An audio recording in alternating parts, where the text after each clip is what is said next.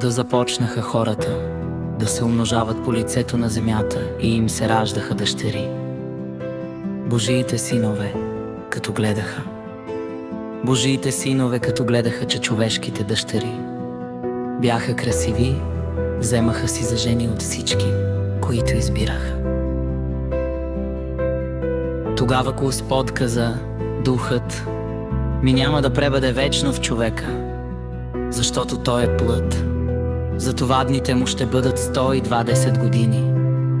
В онези дни имаше великани на земята, а и след това, след като Божиите синове влизаха при човешките дъщери и те им раждаха синове, това бяха онези силни и знаменити старовременни мъже.